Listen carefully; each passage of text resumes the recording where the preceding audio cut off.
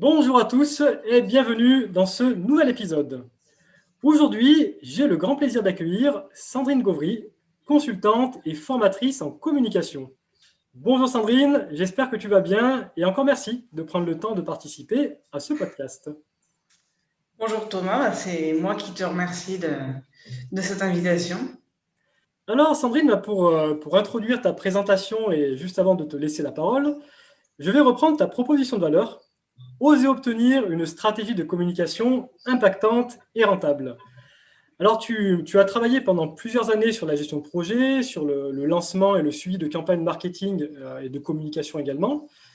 Aujourd'hui, tu accompagnes des indépendants, des professions libérales, des TPE-PME, mais également des grands groupes à trouver des solutions pertinentes et personnalisées à toutes leurs problématiques de communication.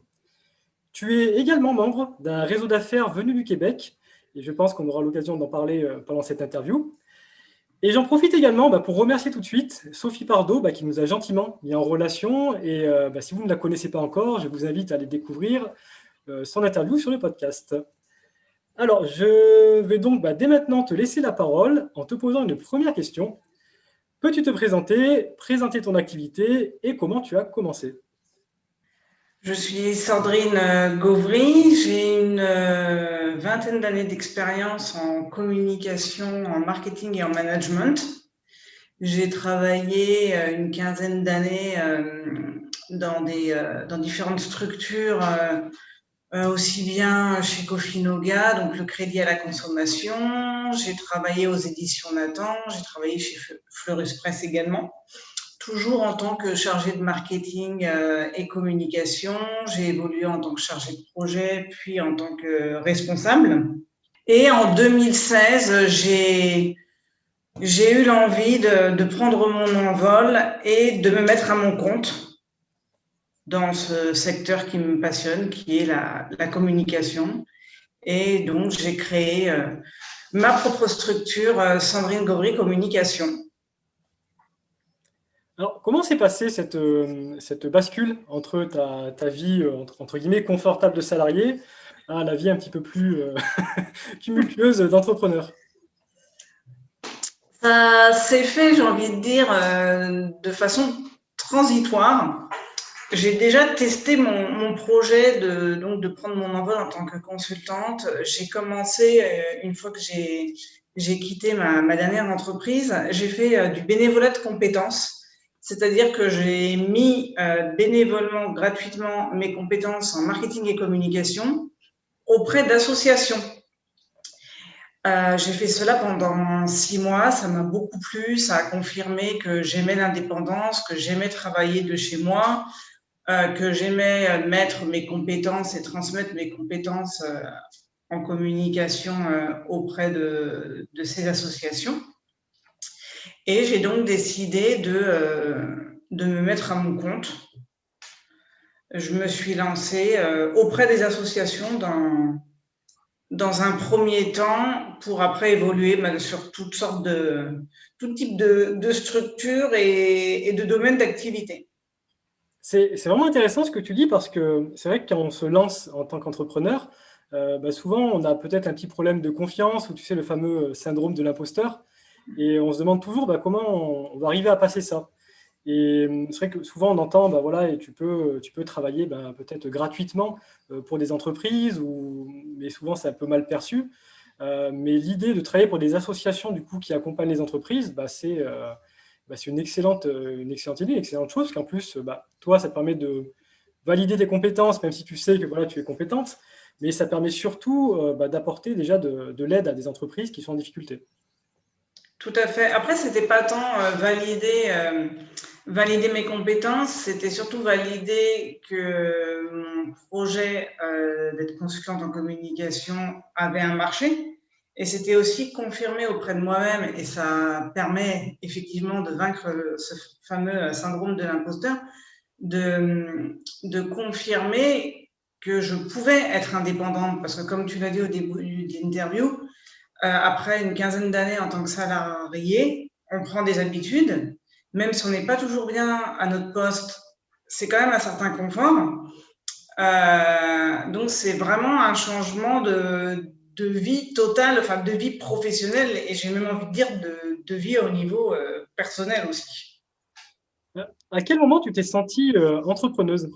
Enfin, je veux dire, à quel moment tu t'es dit, voilà, bah là, ça fonctionne bien, j'ai plus la mentalité du salarié, j'ai plus forcément de sécurité, mais voilà, là, je suis parti, ça fonctionne bien, je suis rassuré et je peux continuer. Ça a pris facilement 1 an, voire 18 mois euh, pour que les habitudes de salariés et justement ce stress de ne pas avoir le même salaire à la fin du mois, ça se fait progressivement. Encore aujourd'hui, ça peut arriver enfin, les doutes sont toujours présents, mais aujourd'hui, je les gère beaucoup mieux parce que mon entreprise est en plein développement. Je sais que c'est fluctuant, mais pour moi, ça relève plus du challenge aujourd'hui que de la peur en fin de compte. Alors, qu'est-ce que tu aimes le plus dans ton métier aujourd'hui, dans ton métier d'entrepreneur, mais également voilà, dans la communication? Aujourd'hui, ce que j'aime le plus, c'est transmettre. C'est réellement le contact avec mes clients et c'est également de les former parce que je me suis aperçue que finalement, les accompagnements que je fais en communication, c'est de la formation, même si j'ai mis du temps à arriver à la formation, peut-être justement avec ce fameux syndrome de l'imposteur où pour moi, j'ai cette casquette de consultante et formatrice, c'était encore un autre univers. Et en fin de compte, c'est des univers très, très proches et très complémentaires. Donc vraiment, aujourd'hui, ce que j'aime, c'est former mes clients, leur transmettre les différentes techniques en stratégie, les différents outils pour qu'ils puissent se les approprier et derrière évoluer et élaborer leur propre stratégie de communication. D'accord. Alors, du coup, est-ce que tu pourrais maintenant nous en dire un petit peu plus sur ce que tu proposes au niveau de tes offres notamment? Parce que comme je le disais en introduction, tu travailles pour les indépendants, pour les PME, TPE et les grands groupes. Donc, elles ont peut-être pas même si ça reste de la communication, elles n'ont peut-être pas forcément les mêmes besoins. Donc, voilà, est-ce que tu pourrais un peu plus préciser? Tout à fait. Donc moi, ce que je propose de l'audit. Donc je fais un diagnostic de la communication de mes clients, c'est-à-dire sur quel support de communication ils sont présents. Donc est-ce qu'ils ont un site, est-ce qu'ils ont une carte de visite, est-ce qu'ils sont présents sur les réseaux sociaux, est-ce qu'ils créent des événements, est-ce qu'ils font de la communication écrite également, etc. Je vais regarder aussi la concurrence, donc ce que fait la concurrence. Je vais élaborer des recommandations par rapport à ce diagnostic. J'élabore pour eux aussi le plan de communication. Donc, on va fixer ensemble les objectifs. On va travailler sur le ciblage et justement pour être en phase avec mon credo d'avoir une stratégie de communication rentable et impactante, c'est-à-dire d'investir au bon endroit. Donc, moi, je travaille énormément avec mes clients, les objectifs, les cibles, également tous les contenus, donc tout contenu confondu pour tout type de support. Et c'est aujourd'hui ce qui fait ma différence, puisque en tant que consultante et formatrice en communication, nous sommes très nombreux sur le marché et moi, je me positionne réellement en tant que stratège en communication. Donc, toute la partie en amont de l'opérationnel, en fin de compte, quand on vient me voir pour me dire Sandrine, j'ai besoin d'un site internet, on ne va pas directement faire le site internet, on va vraiment travailler sur toute cette partie. Quel est mon objectif? Pourquoi je veux faire ce site? À qui je m'adresse? Si je m'adresse à telle cible, est-ce qu'ils sont appétents au site internet? Est-ce que j'ai des contenus pertinents, etc. Je fais également de l'opérationnel, c'est-à-dire que là, j'enfile ma casquette de chef de projet. Je vais mettre en relation mon réseau d'experts. Je travaille donc avec un certain nombre d'experts en communication, donc des graphistes, des spécialistes de la vidéo, des imprimeurs, etc. Donc vraiment tous les domaines de la communication où je vais choisir le bon prestataire pour le bon client pour réaliser, justement, pour réaliser des sites, si un de mes clients a besoin d'une campagne sur les réseaux sociaux, je vais pouvoir faire appel à un community manager, je vais pouvoir faire appel à un développeur, je vais pouvoir faire appel à un graphiste. S'il y a besoin de vidéos, s'il y a besoin de podcasts, je peux faire appel à une personne spécialisée dans les podcasts. Donc là, moi, mon rôle, c'est de préparer les contenus et aussi de faire de la coordination. Et je laisse la partie, on va dire, technique à la personne compétente, car pour moi, c'est très important, chacun son métier. Donc, moi, je suis pas graphiste, je suis pas spécialisée en vidéo. J'ai des notions pour aiguiller mes clients, mais techniquement, je passe le relais, c'est pas moi qui fais. Et dernier volet, donc la formation. Je suis depuis mi-avril devenu organisme de formation certifié Calliope. Donc Calliope qui est aujourd'hui en France, on va dire, la plus haute certification concernant les organismes de formation et qui assure aux participants, aux stagiaires, un process professionnel et juste et transparent. Donc, je propose aussi bien pour des porteurs de projets, des futurs chefs d'entreprise, mais également pour des entrepreneurs en développement, des différentes formations qui visent à être autonome sur sa stratégie de communication. Non, tu as insisté sur deux choses qui sont très importantes, très intéressantes. La première, c'est la notion de cible. Comme tu l'as dit, de prendre le temps vraiment de bien cibler. Moi, je le vois en prospection. Enfin, comme tu dis, l'opérationnel, il n'a pas de sens si à la base, la cible n'est pas bien définie, le message n'est pas bon. Et souvent, le plus gros du travail, en fait, il se trouve ici. Même si ça demande peut-être des tests pour arriver à trouver la bonne cible. Mais en tout cas, c'est vraiment important de réinsister dessus. Parce que si la personne a trop de cibles, effectivement, ça va être très compliqué pour elle de développer son activité. Et il y a une autre chose aussi qui est intéressante que tu as dit, c'est le fait de travailler avec des partenariats. En fait, le fait aujourd'hui que tu sois toi positionné sur une expertise précise, ça fait que tu peux travailler avec beaucoup d'autres professionnels. Et si on rentre dans un cadre un petit peu de réseautage, parce que c'est le thème du podcast, ça te permet en fait de travailler également avec le réseau des autres. Tu vois, si tu étais aujourd'hui, on voit d'une agence, une agence 360, on fait tout. Après, c'est très compliqué de trouver des partenaires parce qu'on est en concurrence avec tout le monde. Et le fait de rester sur sa zone d'expertise, ça fait que tu peux aujourd'hui apporter du business aux autres, mais ils peuvent également t'en apporter. Tout à fait. Et justement, pour rebondir sur le réseautage, c'est en faisant du réseautage que je trouve ces différents partenaires. Tous mes partenaires, que ce soit des graphistes, parce que j'aime bien avoir plusieurs partenaires dans le même domaine. Ça me permet de l'attribuer au bon client, selon les personnalités de mes clients, et aussi au projet le plus pertinent.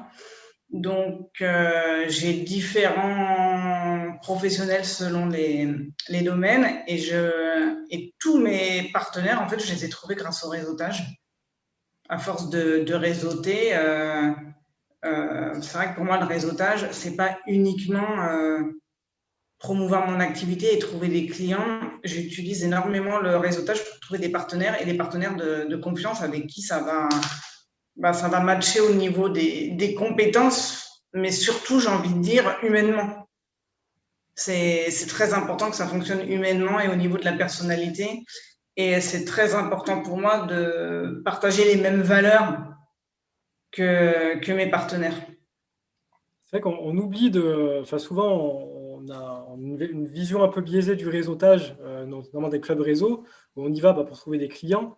Mais en fait, au final, sur le long terme, c'est beaucoup plus rentable de nouer des partenariats. Et comme on l'expliquait un petit peu avant, ça te permet de toucher beaucoup plus de monde, en fait, de toucher le réseau des autres. Du coup, tu as un petit peu devancé ma question. Je vais quand même te la poser. Alors, qu'est-ce que la pratique du réseautage t'a apporté ces dernières années, à part des partenaires? On l'aura compris. J'ai toujours fonctionné avec le réseautage parce que déjà, ça correspond bien à ma personnalité. Pour moi, c'est un moyen, on va dire, subtil et agréable de faire de la prospection plutôt que d'autres modes de prospection. C'est vrai que celui-là, moi, me correspond vraiment très bien. Ça m'a permis de me faire connaître, surtout que je suis dans le département de l'Essonne, le 91, qui est un département très dynamique au niveau entrepreneur. Et ça m'a vraiment permis de me créer mon réseau, de me faire connaître, de trouver des clients en me faisant soit directement, soit en me faisant recommander, notamment grâce aux différents partenaires. Donc, c'est vrai que moi, je fonctionne énormément aujourd'hui, enfin depuis le début, en réseau, en présentiel et depuis un an aussi en réseautage virtuel qui m'a permis notamment de sortir de mon département et de largement sortir de mon département puisque effectivement, comme tu le disais, j'ai intégré en avril un réseau qui s'appelle Réseautage en direct, qui a été créé par Patrice Cazelet, qui est canadien et qui s'est développé en France depuis octobre et qui est en fort développement. Ça me permet en fait de réseauter avec le monde entier comme si que je réseautais finalement avec des réseaux plus locaux. Je suis également membre depuis 3 ans d'une association qui s'appelle Entrepreneurs Cœur Essonne, donc qui est une association essonnienne. Et je participe après ponctuellement à différents réseaux. Et en fait, dès le début, tu as intégré peut-être plusieurs réseaux, c'est ça, en tant que membre. Et après, tu as intégré, de temps en temps, tu es invité dans d'autres réseaux et c'est principalement comme ça que tu as fait connaître ton activité. Ou est-ce que tu as utilisé d'autres leviers? Tout à fait. J'ai essentiellement utilisé le réseautage. Et en relais, j'utilise les réseaux sociaux. Mais pour moi, ça reste un relais, les réseaux sociaux. J'ai démarré par le réseautage en présentiel. Et ensuite, je communique sur les réseaux sociaux, donc principalement LinkedIn, Facebook, Instagram aussi, mais un peu moins. J'ai également mon site internet, mais pour moi, c'est vraiment, je considère le site internet et les réseaux sociaux comme un relais en fin de compte. Après, c'est vrai que depuis un an, la donne a quelque peu changé. J'ai fait beaucoup de rencontres qui ont démarré avec les réseaux sociaux. Donc là, c'est plutôt le processus inverse qui s'est produit du fait de la situation. Alors, comment est-ce que tu t'y es pris est-ce que tu aurais des conseils à nous donner pour bien réseauter dans ces réseaux? Parce que c'est vrai que ce n'est pas forcément évident pour tout le monde. Comme on le disait tout à l'heure, il y a peut-être aussi une posture à avoir en se disant, tiens, je vais aller aussi chercher des partenaires, pas forcément que des clients. Voilà, comment est-ce que toi, tu t'y prends pour arriver à faire en sorte que le réseau soit ta principale source d'acquisition de clients et de partenaires? Le secret, si tant est que ce soit un secret, c'est la régularité.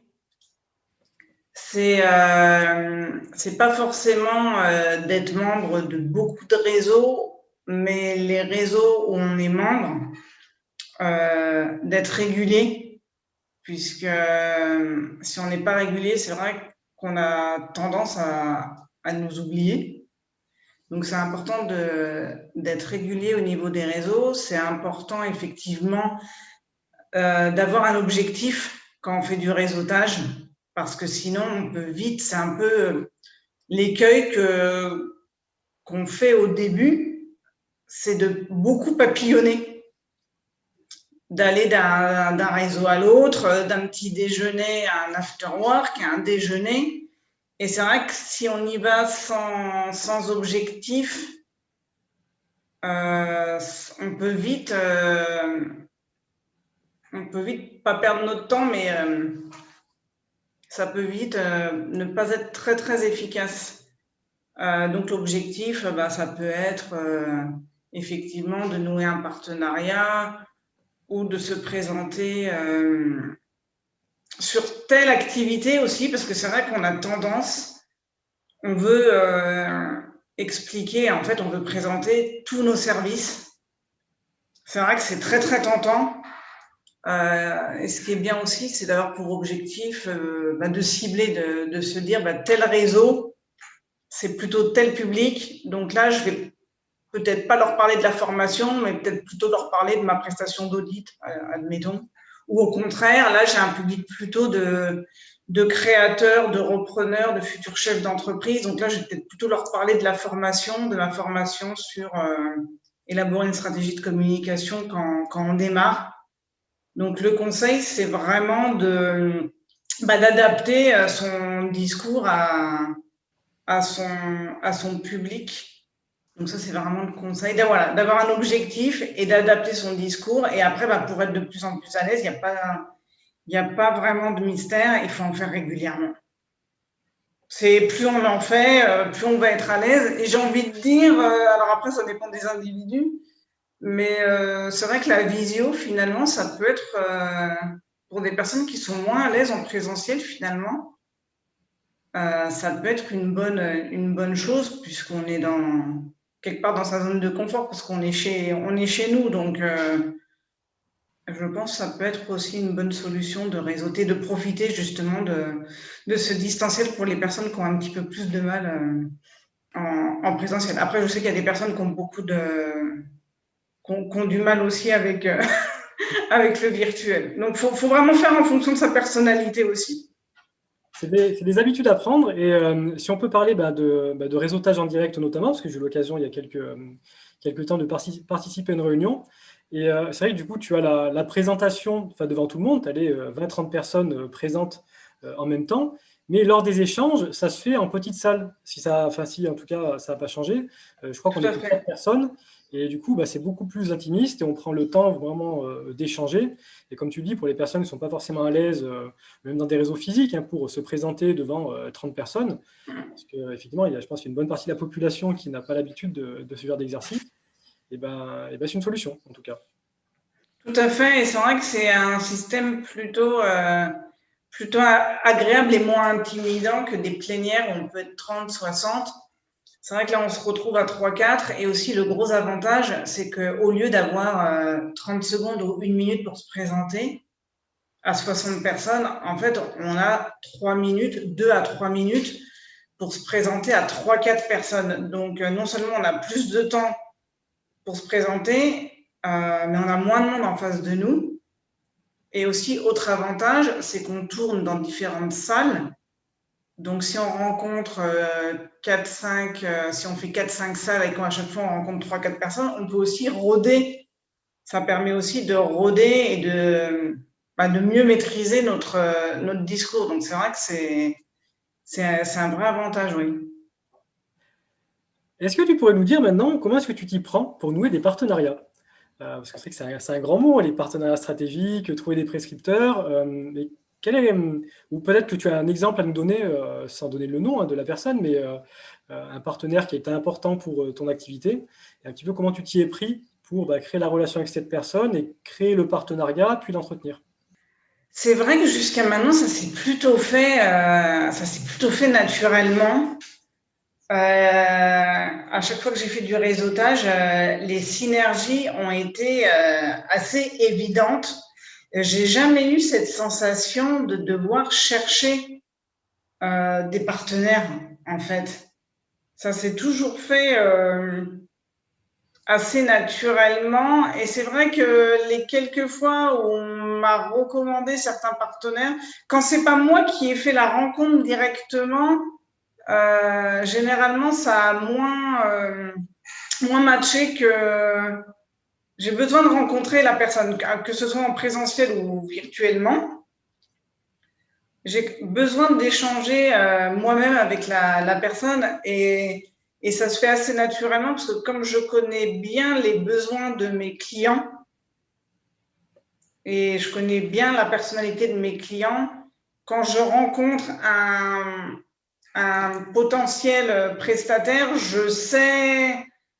j'arrive à cerner rapidement en fait. J'arrive à cerner rapidement si ça va coller avec le client et si ça va coller avec moi. Et ça peut m'arriver aussi de tester en fait des partenariats, on va dire, sur des enjeux moins importants pour voir effectivement où il n'y a pas derrière un enjeu de chiffre d'affaires, mais plutôt un enjeu de est-ce qu'on peut travailler ensemble. Hmm. Le cœur du process, c'est vraiment le relationnel. Vraiment, C'est vraiment pour moi le relationnel au-delà des compétences, parce que des gens compétents, enfin, il y en a énormément, donc les compétences globalement sont là puisque le réseautage, ça ne trompe pas, donc on peut se présenter une fois, mais en fait on évite, si les compétences sont pas là derrière, on évite démasquer, j'ai envie de dire. On ne peut pas faire illusion bien longtemps. Donc, encore une fois, ce qui compte, ça va être les qualités humaines. Et si ça va, ouais, voilà, si ça va fonctionner entre deux individus. Moi, je sais qu'aujourd'hui, au-delà de mes compétences en communication, en marketing, mes clients me choisissent pour ma personnalité. Des personnes compétentes en communication, il y en a. Il y en a beaucoup. Après, c'est vraiment la personnalité entre deux individus. Il n'y a pas une personne qui est moins compétente qu'une autre. C'est vraiment la connexion entre deux individus, clairement. Et pour moi, c'est la même chose quand je dois choisir un partenaire ou quand je dois choisir un prestataire à compétences égales. Je vais choisir la personne avec qui je partage une vision, des valeurs. Pour moi, c'est primordial. eh ben, en tout cas, merci pour tous ces conseils sur le réseau. Maintenant, j'ai envie de passer à la partie suivante et j'ai envie de te demander quelles sont tes ambitions pour cette année? Pour cette année, j'ai envie de développer la formation parce que vraiment, c'est vraiment ce qui m'anime. J'ai vraiment compris que j'avais cette compétence de transmettre et, et j'ai envie en fait de, de transmettre ces connaissances, surtout que je vois là mes clients grandir et je vois mes clients en fait s'approprier ce que je leur transmets pour pouvoir eux derrière évoluer. Et la formation, ça me permet aussi moi d'évoluer au niveau de mes outils. Ça me permet aussi moi d'être d'être encore plus structuré. Parce que pour pouvoir transmettre, il faut effectivement que tout soit déjà au clair, aussi bien dans ma tête qu'au niveau des outils, puisque quand on fait de la formation, on a des livrables à fournir aux participants. Donc, j'ai pour ambition de développer mon jeune organisme de formation, même si j'ai 20 ans d'expérience en communication. Je suis un jeune organisme de formation, donc j'ai vraiment envie de développer cette partie formation et j'ai énormément développé mon activité aussi depuis un an. Grâce au digital, c'est vrai que jusqu'à présent, aussi bien le réseautage que mes accompagnements en communication, je les faisais en présentiel. Là, je fais tout en digital. Mon métier s'y prête parfaitement. Il y a aucun obstacle, en fin de compte, à travailler avec mes clients sur leur communication à distance. Et j'ai aussi pour objectif de m'étendre à l'international, puisque je travaille déjà en anglais avec Nissan. Je travaille pour le groupe Nissan depuis 3 ans. Je travaille avec eux sur de la documentation en anglais, tout en anglais. Et là, l'objectif de cette année, c'est d'avoir d'autres clients où je puisse mettre mes compétences écrites et, et orales en anglais, et notamment grâce au nouveau réseau auquel j'ai adhéré.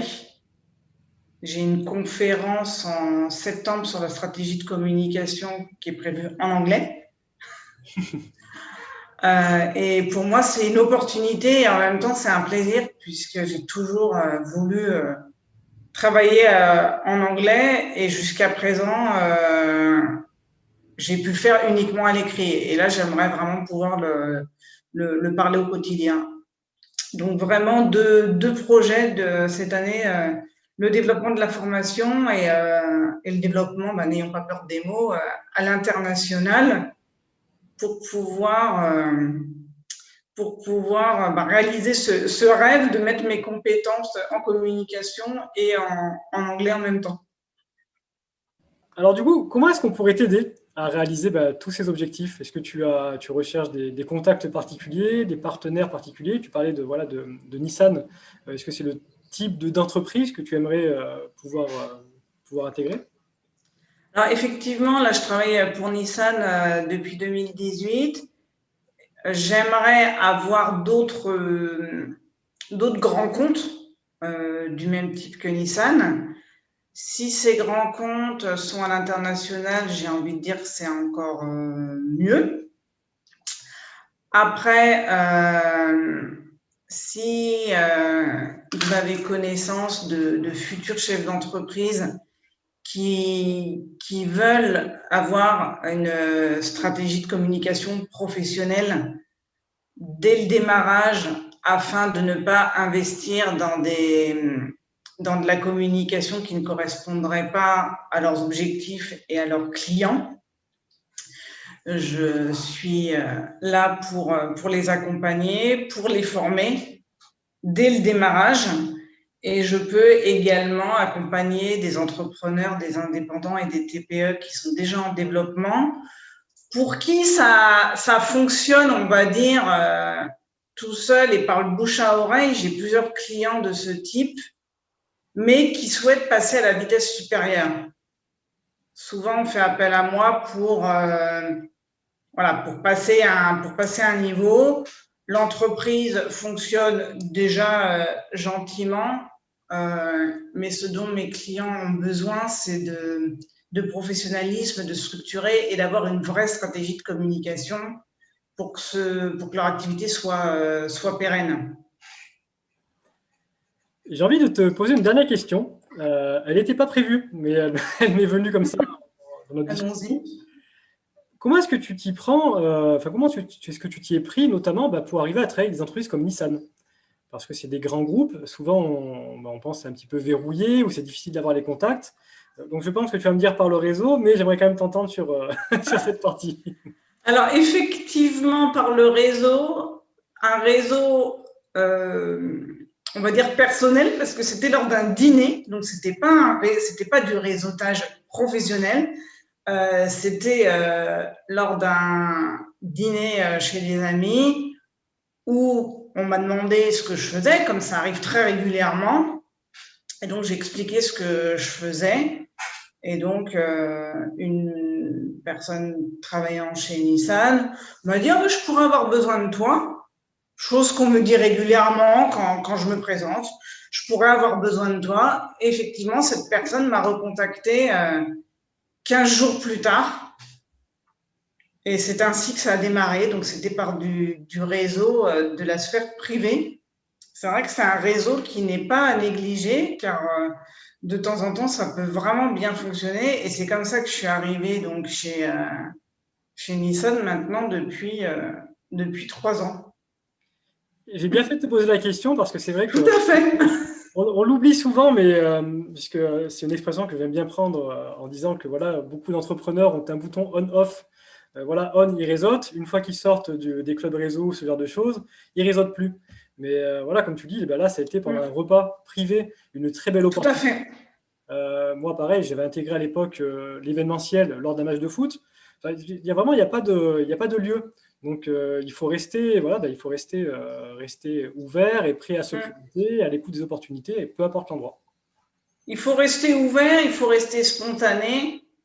On peut toujours trouver des contacts sans le chercher, j'ai envie de dire.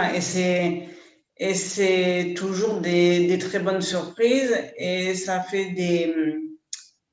des relations de travail aussi agréables parce que en fait, on n'est pas dans l'objectif, je dois trouver des clients, je dois augmenter mon chiffre d'affaires.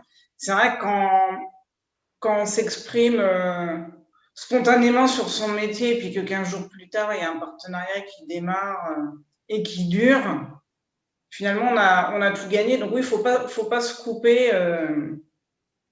Faut savoir parler de son métier spontanément, sans rentrer dans les détails, Hmm. sans jargon, simplement expliquer ce qu'on fait. Et ça peut toujours déboucher sur des opportunités sympathiques auxquelles on ne s'attendait pas. Et surtout, comme tu dis, c'est de ne pas forcément trop rentrer dans le détail et pas être trop Mmh, professionnel. Mais c'est vrai que ces moments-là, tu vois, les repas, les soirées, le sport, bah, c'est des très bons souvenirs en général. Et tout à ce qui fait fait. que la relation est beaucoup plus solide, moins professionnelle et du cordialement, bonjour, ainsi de suite. Mmh, Donc ça fait que voilà, bah, tu crées d'abord la relation, bah, comme avec tes partenaires. Et après, bah, il y a des opportunités de travail qui viennent possiblement suite à ça. tout à fait. Et ben, l'interview arrive à sa fin. Encore merci Sandrine de nous avoir partagé tous ces conseils. Euh, Merci à toi, Thomas. et ben, en tout cas, je mettrai en bas de l'interview tous les liens que tu jugeras utiles, ton site internet, tes réseaux sociaux. Et j'invite toutes les personnes qui ont des questionnements sur leur communication, autant des indépendants que des grands groupes, à te contacter. À bientôt, merci.